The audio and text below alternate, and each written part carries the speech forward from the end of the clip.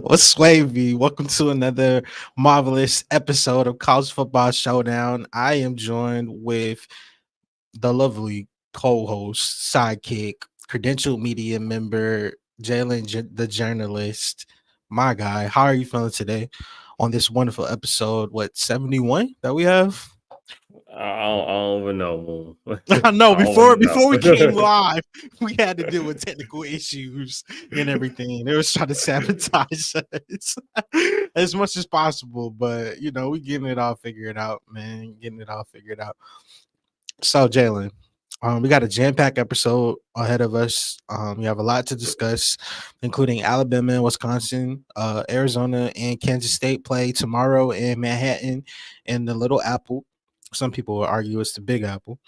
Then we also got to talk about some of the things that you have at the end, including Alabama spread at 15 and a half on this episode.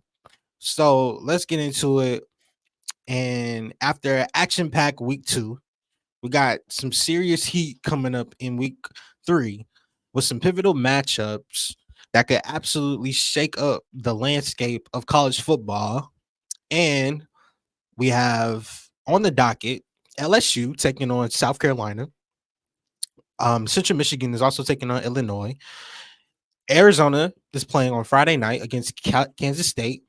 And the big one, we have Alabama versus Wisconsin in a matchup.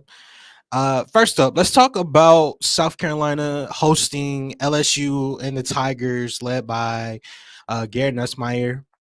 And LSU is sitting at 1-1 on the season, looking to build some momentum after a rocky start. And which players are you looking at in this matchup that you think can swing the pendulum? Jalen. Yeah, I mean, of course, for LSU, you got Gary Nussmeier. I mean, we're talking about like one of the better quarterbacks in college football. A guy I was not really too high on coming into the season. That's because I want to see more. But I mean, he's delivered. He did. He's delivered for us, and I will say this. Lenore Sellers for South Carolina is going to be an X factor. Like that's going to be a matchup. Like I think Nussmeier is clearly the better quarterback, but I feel like uh, Sellers is also pretty solid. He's a Nussmeier good, but he's solid. He's won the job and everything. But yeah, like Kyron Lacey, he's going to be one of the key players. Mm-hmm. It honestly, I feel like this defense in a whole is like key players, just a key thing for LSU. Simply For because, LSU. yes, Okay. because you saw last week they played Nichols, and Nichols was able to score some points on them. That's a little Yes. concerning. Now I know they didn't like allow a crazy ton of points for against LSU. I think LSU, I mean not LSU, USC. What USC score like 24 points if I'm not mistaken. But even Um, even when you watch that game, LSU defense did do a good job, at least in the beginning of the matchup, like making things difficult on them. And yeah, we saw the bright spots. yeah. And I was like, okay. Uh, but then I watched him against Nichols. I was like, oh, like Nichols able to move the ball at some point. I think they beat Nichols like with 44-21, if I'm not mistaken. But I was just like, yeah, like the defense needs to step up this game. And then when you have on South Carolina outside of Sellers, the guy I really be looking at is Dylan Stewart. That man is like he is. Did you hear somebody put on Twitter said that Dylan could go in the first round top 10 pick this season? No, I didn't see that. Right now. I think Trevor Sycamore for PFF said Dylan can go top 10 right now this season. What you think? I know it's on the spot, rapid top, fire. top 10, probably not, just because I feel like if some team choose him, it's like, oh, you get Yeah. upside, but it's like if Like I feel like most teams don't. Some, of course, every team goes for upside, but also it's like the important thing would be age and the experience. He's only 2 things that he doesn't yeah, have working in his favor right now. yeah, Yeah, yeah, understood. um, yeah. But if I'm a team, I'm like, man, you know what, we kind of look good most of these places. We a top 10 team, but we only top 10 team because of we had a trade and we were better than we were this season. And the team we Yeah. traded with were terrible. So it's like we get this top 10 pick. Mhm. I I wouldn't mind taking a flyer on him, but at the same time, it's a risk because he's so young. It So is. It is. But okay, let's pivot back to the LSU side of the ball. Give me an honest grade on what you've seen out of Harold Perkins so far this year. You can put it on a scale of A plus all the way to F minus because I'm being petty.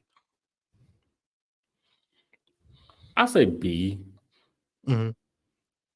He hasn't overly impressed me. I think he's been better the first two games than he was first two games last season.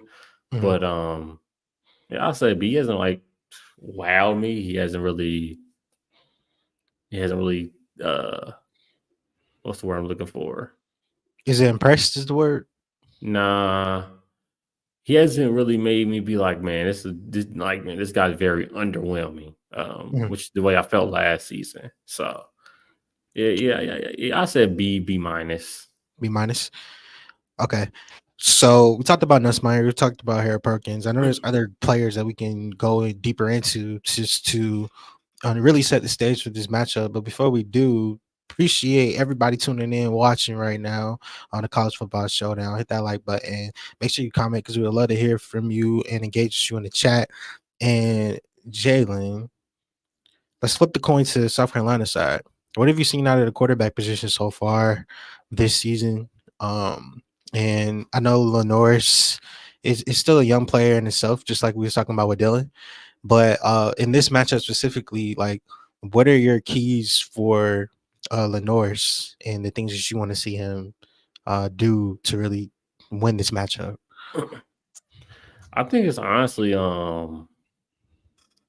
he has to show that he can be a threat running the ball. Not only that, he has to show that he won't turn the ball over. 'Cause I feel like if you're able to do both those things against LSU, you should be fine. Like USC had success running the ball. Now it wasn't Miller Moss because Miller Moss is pocket passer, a statue type of guy, but Right. um, Nichols had they had a okay time running the ball against LSU. Like so it'd be like Lenore's uh showing that he's a threat to run, and then that sets up for the running backs to get going also.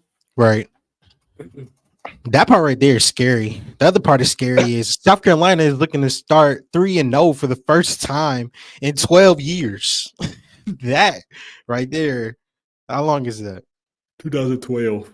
12. That's like Alshon Jeffrey maybe Oh. years.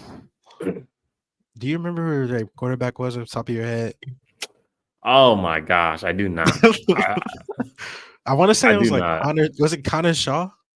It Or might is have that been little Connor Shaw, but he might have been before, but it might have been Connor Shaw. the li- Um, the lines for this game right now is 8.5 for LSU. And to me, that's like a little bit too close for comfort. Um and I could see this game being a pick 'em since it's on the road. We talked about Nussmeier. He has 8 touchdowns so far in the season, 610 yards, completion percentage looking great. Chef's kiss. Emery Jr. on LSU side, like I want to see more from him. We know Colin Lacey next, looking like he's gonna be the next one in the lineage LSU wide receivers that end up going crazy. But well, I did not know bro was 23. 23, Yeah, I I was didn't know he like, was gosh, 23 either. dang. Yeah, I thought he was younger. Somebody, I somebody was put somebody put his stats up next to like Ryan Williams, and I was like, hey, somebody put like the age together. I was like, dang, Ryan Williams, he's 23. Gosh, dang, I Some did not people know that. look at Ryan Williams and look at that man and say he's got to be at least 23 himself. The way he looks and the way he plays. I'll tell you this off the top of my head. Rocket Sanders wasn't really impressive to me in week 1. And he looked better in week 2. On the season so far, he has 2 touchdowns and they gave the ball to him about 37 times so far, but I really feel like look, they got to give it to him more. Am I tweaking or do it's is their lack of involving Rocket Sanders like concerning? I would say yeah, because he brings another threat to the team. But honestly, if they haven't done it through the first 2 weeks, then week 3 it's concerning. But they're used to it by now, so This is definitely true. like they're used to it. Fans should be used to it. Yeah. Um, maybe it'll change later in the season, but who knows? Who knows? But maybe it'll change later in the season. Do you know that the Gamecocks haven't beat the Tigers at home in 100 years? 100, gosh And dang. So and 1944 or yeah, 24. I said 44, 24. LSU Uh, is in danger of falling out of the rankings if they end up losing this matchup. oh, they will fall out the rankings. What's their rank like? Right on the edge. To me, it's on the edge. I gotta look at the official rank Aren't they like 22? If I'm not mistaken, like 21, 22, somewhere around there. in the 20s. If If I'm they if lose, I'm being a they go. totally transparent with you, Jalen, just keeping it a buck. LSU's won 7 straight. They coming into this matchup like Nino was talking to me. There is no way that LSU is feeling like they about to lose this matchup. 7 straight. At this point, it's like, is this the year? For LSU fans coming in, I mean, for Carolina fans coming into the series. South Carolina's last victory in the series was in 1994. That was in Baton Rouge, but that wasn't at home though. So the history with this one is very compelling, and this number 16, LSU 16, so they're higher than what we were talking about in the 20s. But do you think that this matchup is at when we wrap up the end of week 3? What do you think that this matchup ranks in watchability?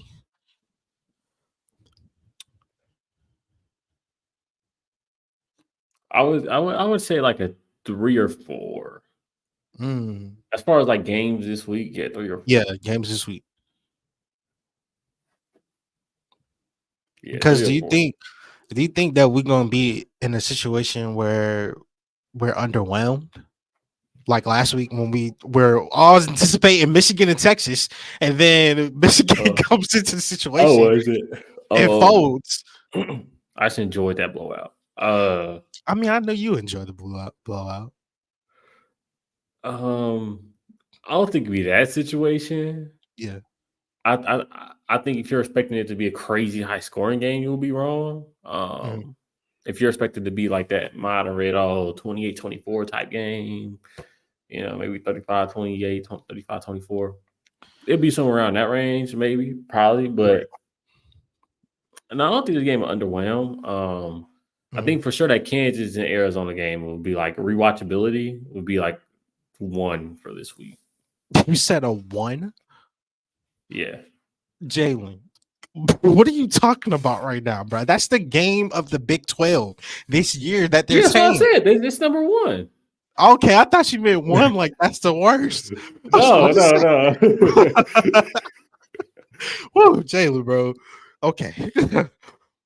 One thing that I just looked at, my guy, in this matchup though, South Carolina.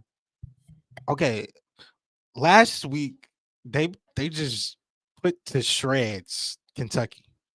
Last thing before we move on to the next topic is Kentucky's offense is just completely mid, or like is this going to be something that continues throughout the rest of the season, or is this just like a one-time blemish and just throw it out of the window because it's early season? um, Bless you, bro. I was yawning. I ain't getting enough sleep last night. Um, appreciate it, though. Kentucky fans didn't get no sleep last night either, thinking about Brock Vandegrift. Uh, I, I would say this would be like a blemish. You might see it occur a couple times for the rest of the season, but I feel like their offenses are gonna kick it into gear at some point. Yeah, Don't really know when, but I feel like it'll kick in gear at some point. I just hope that it's not too late before they move to the next one. LSU is a 6.5 point favorite. Jalen, it's prediction time. Who do you got, my guy? Yeah, give me LSU and I'll take the over. I don't think it's gonna be a insane amount. I feel like the biggest difference in this game for me is like quarterback ceiling, like Mhm. what Nussmeyer can give you versus what Sellers can give you is just a little bit different. So Right. All right. I appreciate you. I'm gonna take LSU to win as well. But I'm going to take South Carolina to cover the spread of 6.5. I just think it's gonna be closer. It's at home. I just feel like LSU is not gonna come out unblemished in this season. No team in the SEC is, and it just makes perfect sense for the streak to be broken. LSU's defense, to me, still I have more faith in South Carolina's defense the way they're playing right now than I do of LSU's, given what we just talked about with Nichols. And I don't think that that's like a one-time blip on their radar because they got some concern when it comes to like stopping the run. We saw it week 1 with USC. We saw it week 2 with Nichols. Like I think that thing can get rolling with Rocket Sanders this week. So give me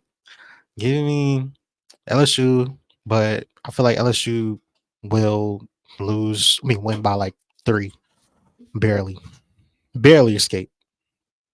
We're not gonna really cover this one too much, but I still wanted to get your prediction, my guy.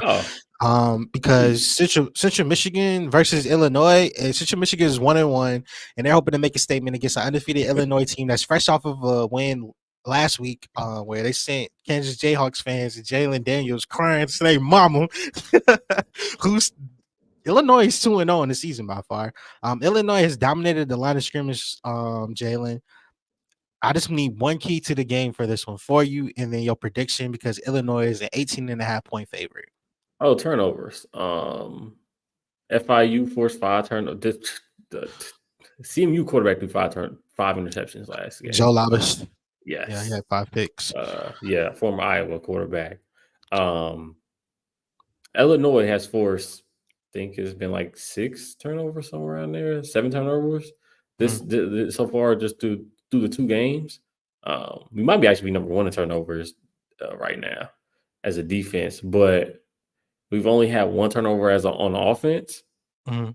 I don't remember where that came from, but where did they come against Kansas? I I don't know if it guess. came against Kansas or the week before, bro. I I mean, it might have been the I week was before. each Illinois game like that. Like I turned it off at some point. So somebody It threw might a have pick been and the week missed a before. pick. Somebody fumbled, they fumbled. But Yeah. um, yeah, turnovers for real. Yeah, I got Illinois winning.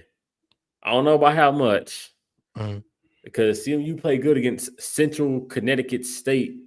They But did week 1, and they put up yeah, 66, I think. I was yeah, like, they got yo, we might. 52 dropped on their head. Definitely. And now we think FIU is a good program now. Like, okay. I'm gonna take Illinois too. I think that they covered the spread, but right now it's 18.5. I say give me Illinois by 21. And I think the game it's not close. I think they pull away at the end. Oh, I Illinois' love defense is taking for numbers. real. It's we get turnovers.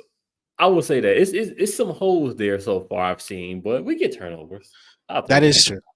Hey, that's gonna keep y'all in games and win y'all games. The turnover battle. Y'all gonna win the turnover battle. And I feel like 75% of the matchups that y'all play, just because the way y'all coached, like the way y'all coached, it just helps y'all so much. But yeah, they cover the spread though, Jalen, of 18.5. I think we can. I don't think we do. I feel like we went by like 17. All right, Yeah. I'll take it. I'll take it, bro. I'll take it. Although I hope Birdie Manuel, please, I really hope he doesn't play this game. It Oh will annoy wow, me to watch him play, and then the week before you have to watch Jalen Daniels try to extend plays and all that. I hate quarterbacks that can extend plays. yeah. Like at least it gets my team. At least it gives your team. Yeah.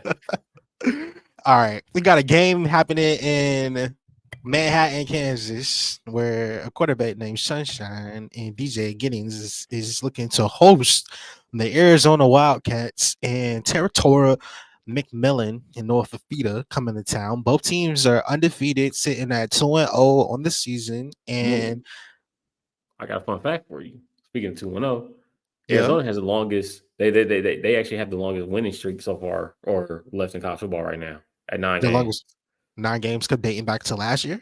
Yeah, because Okay. everybody And don't this got is to. Because with Michigan losing, they no longer have a winning streak. So yes, so that Arizona's number moves. one. Wow. Okay. 7.5 point favorite is Kansas State at home. Um, this game looks like it's going to be a slugfest. It has all the makers for it. Arizona has a high flying offense led by a potential Heisman candidate and McMillan. Kansas State has a disciplined offense, disciplined defense, a quarterback that looks like he's about to take that next step this season. Two of these quarterbacks, I'm excited to see both of these quarterbacks in this matchup. But deeper than that, like the teams as a whole, to see where they are. Jalen, how do you see this game playing out? And ultimately, who are the impact players that you're looking at for Kansas State? We'll start there first. Um, Impact player for Kansas State is why didn't I have my notes right in front of me at the start? Of course, Avery Johnson was on my list. Like he's the quarterback. He's the guy that's been hyped up all offseason. He's played good throughout the first 2 weeks. Um, but like a guy I would really say is VJ Payne. He's Mm, he's gonna be somebody to watch. He forced a lot of takeaways last year. yeah. He is a converted linebacker to safety now. Mm. If I'm not mistaken, he is the one that had that fumble against Tulane, the one that recovered and returned it.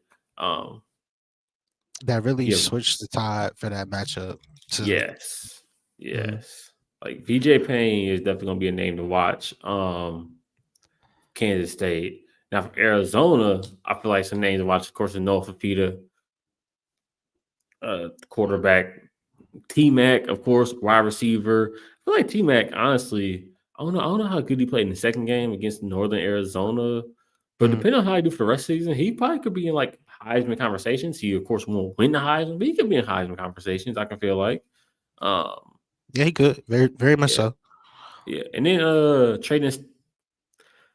trading Stokes. I don't know why I want to say Stokes, but trading Stokes. For Arizona, he really good player on defense.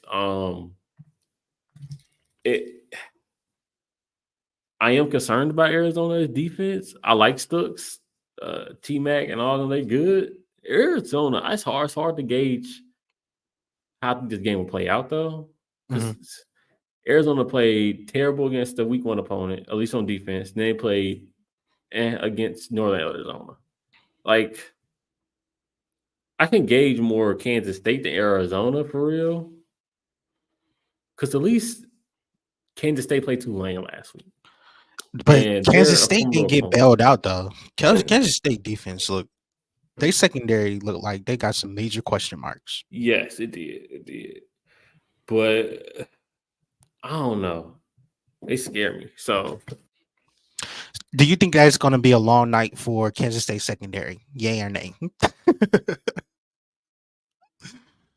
I mean, unless Joe Clanderman's defense can make some adjustments, just like Fran Brown did in week one, two, then I think it's going to be a long day trying to game plan to stop North Fita and T Mac two on that side. At least when Arizona is throwing the ball.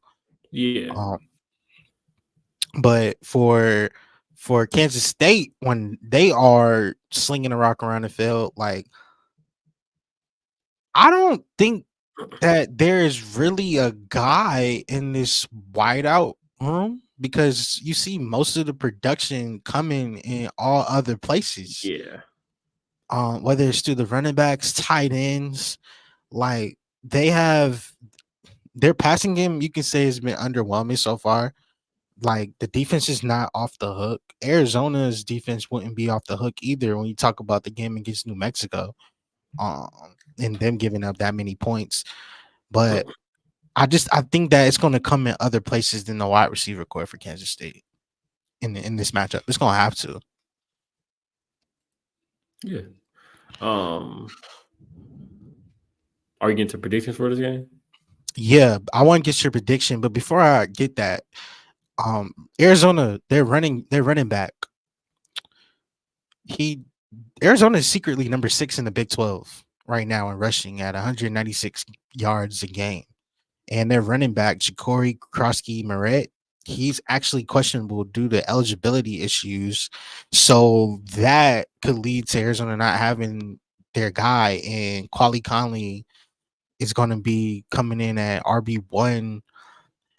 I just wanted to know quick, is it big deal? No big deal for them. Losing for losing your running back like that, it's a big deal, especially in a matchup like this. I mean, it's top top 20 matchup, so it's Mhm. a big deal. Well, it's a deal. I don't know. I don't want to say like I don't want to think it's like this huge. Oh my goodness, they're gonna lose without him, but Mhm. it it it, it could be a concern. It could be a Yeah. big concern for at that time. It's probably this game. So Arizona's in some interesting waters right now, traveling in their first Big 12 matchup in the first year, trying to see what they can do in year one. I don't want to say their whole season rides on this game either for both teams, but I do feel the importance of this matchup. Like by far, like you said, number one watchability throughout the week. In my opinion. Let's get to it, Jalen. We got one last game to talk about, and I know the people have been waiting. For all the Alabama fans out there, they're like Jalen Milrow. You're probably your Heisman favorite since the last time I talked to you. I don't know how I much don't know has about the changed. last week. You said I don't know if the last week. Well, I know you can't really charge it up to USF because Alabama shouldn't schedule USF anymore. Like at all. They should just let that rivalry go. I don't even call it a rivalry. What am I saying? They should just let that go. But for this matchup, it is interesting because Alabama and Wisconsin are taking on each other in a Big Ten versus SEC matchup. The SEC is they're really trying to continue to make statement against other conferences. Um, I know week one didn't necessarily go well with like the Florida situation when Florida had to play Miami. You see that out of conference matchup. But in this one, Alabama is a 15.5 point favorite out there at Camp Randall. So South Carolina is rolling at 2-0. They're at the top of the SEC right now. What's your read on this matchup? And since the last time we talked, and I guess we could start off with Alabama first on this matchup. Man, right on Alabama is like a good team. Offensive line still has problems. Right. Fromby, Fombry, uh, last game was terrible against USF. Once they took him out, all of a sudden offense got better. Mhm. All of a sudden offense got better. I think the defense is still really good. That should be a problem we don't have to even worry about. But offensive line, it's a really I'm like, oh, okay. The offensive Mhm. line still got some problems. So, yeah, the offensive line still got some problems. I was just like, it's concerning. And Jalen Milrow looked like Jalen Milrow of old last game. Now I feel like some of that was due to the offensive line, but I feel like some of that was just due to him. But Mhm. um, yeah, that's how I can gauge Alabama. Good team, still some residue from last year in there as far as play on the field goes. I agree. Um, how much time would you be giving Kalen DeBoer? before you actually start to judge where this Alabama team is? Probably middle of the season, like week 8, week week 7, week 8, week 7, Okay. week 8. Camp Randall is going to be jumping, and I don't know about the after the game. why are you doing that to Wisconsin fans, bro? Number 4 Alabama is coming to town. We are Alabama. Well, Wisconsin is friends of the network, so shout out to Wisconsin. I'm rooting for Wisconsin this week. However, Alabama did win 42-16 against South Florida this Saturday, and in a matchup at Saban Field where it was a festive occasion. Nick Saban got, I guess you could say, all the love and just receive all the outpouring for it. Bryant Denny Stadium was rocking for this matchup. Wisconsin, on the other hand, we had some question marks for Wisconsin to start the season because we're like, yo, what are you doing week 1? Y'all only had one play that went over 12 yards. Week 2, it's like they bounced back in ways, still went a little ugly. However, they're still 2-0. And it's like I still have to take them seriously. When we look at the breakdown, let's talk about Wisconsin. We talked about Miro already, but let's talk about Tyler Van Dyke. He's in his first season with the Badgers after transferring from the University of Miami. And he is a former ACC Rookie of the Year. So far in this season, he's 38 of 68. Well, 38 of 63 passing in his first 2 games of the season. He has 406 yards and 1 touchdown on the day. But he also has been a bright spot when it comes to his rushing. Surprisingly, Tyler Van Dyke has a touchdown in the season and 14 totes. I don't say that they're design quarterback runs like you'll see with Alabama. Jalen's over here rolling his eyes like, yo, why are we talking about Tyler Van Dyke's rushing? We got to set the stage, bro. We got to set the stage. But really, I want to get to the other rushing part. Maluzzi. Do you think Maluzzi can has potential to get active? Because him and CJ Williams are in this Wisconsin backfield. What do you think about that? He has a chance. I don't think it'll happen. Like I feel like Alabama's defense is too good, and Tyler Van Dyke isn't good enough to make Alabama really respect him, making the run game very limited for Wisconsin. So they don't have to worry about any RPO type situations. I don't think Uh so. but I'm only saying that because I'm kind of trolling Wisconsin because they trying to run a spread offense, even though they don't really got the personnel to do so. Yeah, So yeah. I think by the time they be doing RPOs, they might be down 15. Who knows? who knows? Like, CJ Williams scored the lone touchdown last week. On the reception, a 50 yards. So it's good to see Wisconsin like getting big explosive plays. That's what we want to see. Hunter Bowler, he actually needs to get some love because he leads the team with 15 total tackles and 2 pass breakups on the season. So shout out to Hunter. And Jaheim Thomas actually has he has 12 total tackles on the day. He plays the linebacker position for Wisconsin, and that's why I want to spotlight the 2 linebackers between Jaheim Thomas and Jake Chaney. I think that they can, if I'll just say that if South Florida, if Western Kentucky have got success on Alabama's offense so far, what say you, Jalen? Do you think Wisconsin can get some success on oh, for sure. Alabama's offense, especially the offensive line, and just make it like harder on them to like sustain drives? Yeah, I mean, I feel like they have some success. Yeah, I feel like they will. I mean, it's Alabama offensive line. It'll look good, hopefully one time, but yeah, Wisconsin definitely have a good amount. I don't know about good amount, but okay amount of success against this offensive line. I feel like. The last meeting between these 2 programs came on September the 15th, 2015 in Arlington, Texas, and Alabama won 35-15 in that matchup. Wisconsin won the first contest 15-0 nearly a century ago in 1928.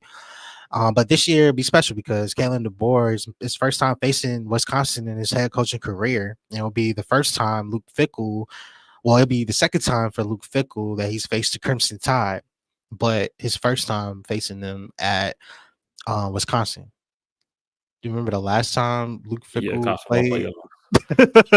Hey, I remember that. Oh man, if Jameson didn't get hurt, oh man, that game could have got ugly even faster. No, he If didn't get hurt Jameson, that game. He got hurt in the Georgia game, oh yeah, he and that did. game He could did. have got He did. ugly.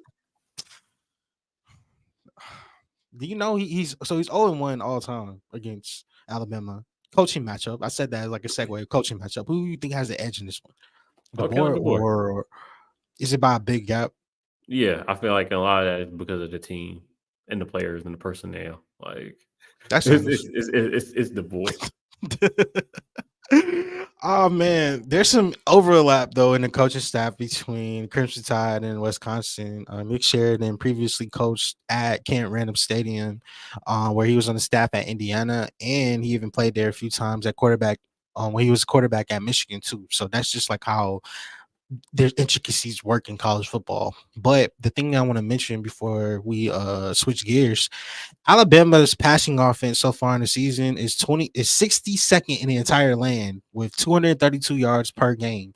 Wisconsin, on the other hand, is 203 yards per game at 89th in the land. I know that this is not going to be the same after week 3. But let's just play a quick game. Who has more passing yards in this game, Alabama or Wisconsin? Alabama. Who has a higher third down conversion percentage on this matchup? Alabama or Wisconsin? Alabama's sitting right now at 50% on the season, 33rd nationally. Wisconsin is 57% on the season for 12th national. That feels like a toss up. Yeah, I'm gonna say Wisconsin. But not by like the biggest margins. Yeah, I yeah. could see that they be like in a lot of third down situations just because it's gonna be like you said hard for them to move the rock. And we're just gonna have to see what that is. Red zone defense. Both of these teams are bad in red zone defense. Alabama is 95th in the land right now, and Wisconsin is tied for 88th. Both of them are bad. Fewer sacks allowed. Same for Alabama. They already given up. No. However, when you talk about this matchup, who is your ultimate X factor before we get into your prediction? Ultimate X factor, like For it, the entire game, you can look at an entire game. It can be the stadium, Camp Randall. It can be a player. It can be a coach. It can whatever you like.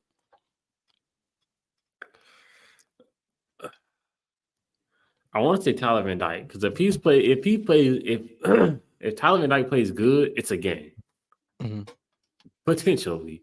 Potentially. Like if he plays good, Wisconsin really has a punch of chance. But if he doesn't, then it can get ugly real quick. So this game is very interesting for week 3, early season tilt, Big Ten SEC matchup. It's time for predictions, Jalen. Pull no punches, my guy. Alabama's 15.5 paid favorite. We're going with the spread. And we're doing, I guess you could say outright 2. So 2 for 2. Who you got? I'm taking Alabama. I'm taking them to cover. Cover the spread of 15.5. Yeah. I'm gonna take Alabama to win outright and then cover the spread of that. And it really just comes down to what you said earlier. Can Tyler Van Dyke be the person to be able to push the ball down the field? And I don't know if he can enough to be able to sustain drives for Wisconsin. So I'll take them 15 points. I think they got enough to do it. They got enough to do it. Well, we talked about all of them. Is there anything that you want to say as I give it off to you, gracious co-host Jalen, to wrap up the episode and your final segment where you get a chance to cook? I don't think so. I got to talk about Illinois. So I don't really need to talk about them. Patriots beat the Bengals. I thought that was surprising, honestly. Yeah, it is. Yeah.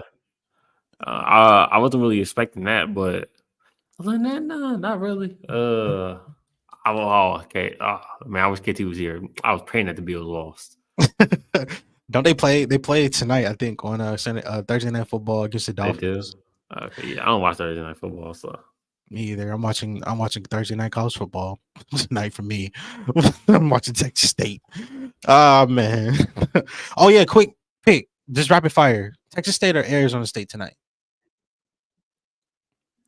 Texas State. My God, I'm going Texas State too. And Jalen, we didn't talk about it, but briefly before we wrap it up, I know you gotta go.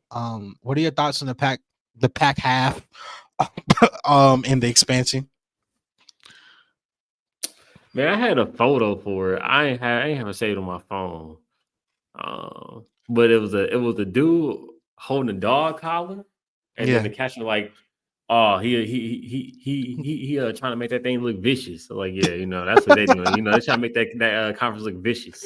hey, let them cook, bro. But Let that's them group cook. of four. That's group of four, Mo.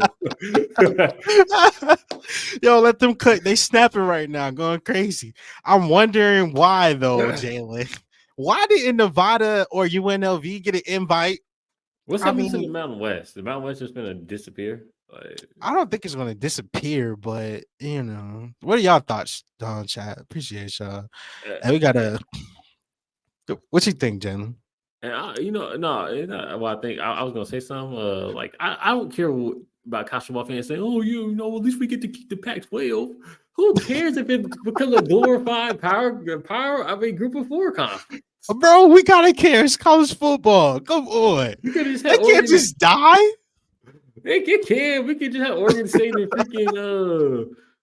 freaking Washington State just join another conference.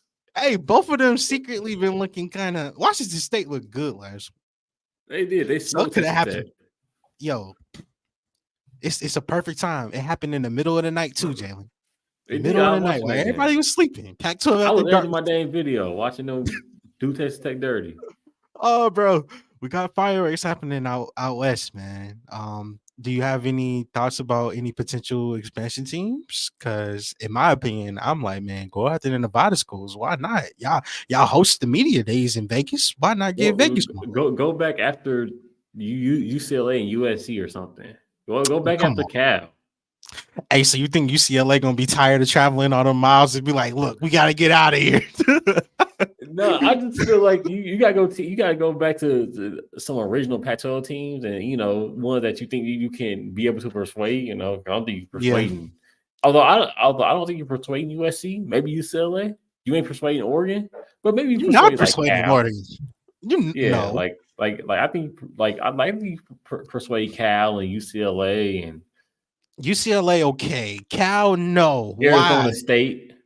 Arizona State, okay, maybe they're to me. I don't know, but Cal and Stanford, no, because Cal and Stanford's whole pitch was we don't believe of that this whole Mountain West thing is going to pan out. We know that y'all going to try to expand and get Mountain West teams. We don't want that, so we're gonna go on the ACC.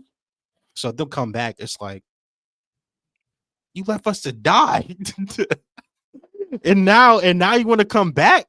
No. I can't deal with it. But I was happy to see all the Boise State finally get something to cheer about, and especially after what's going on with them this season. I will say I was happy to see the news because it felt like the Undertaker.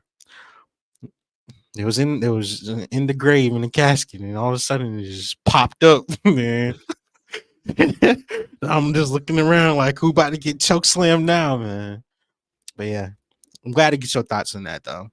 Do you call it? What do we call it now, Jalen? Pack half, pack six. I don't know.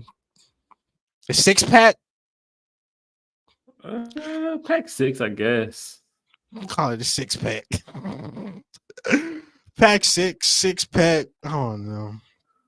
If you in Atlanta, call them six like going black. Like Yeah, Jalen, that's six lag. this man's name is Six Lag. It is.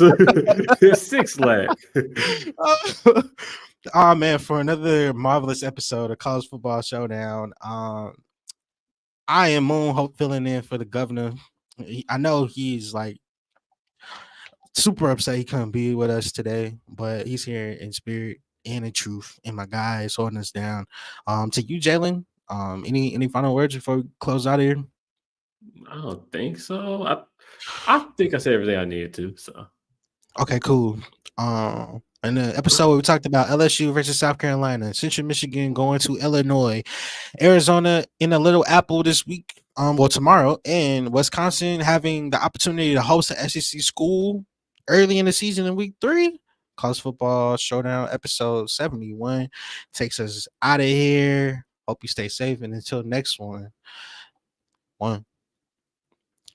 Hey Jalen, I don't know why we had to do Wisconsin like that, my guy. I don't know why we had to do them like that. I'm talking about they not gonna cover. Mm-mm. Crazy.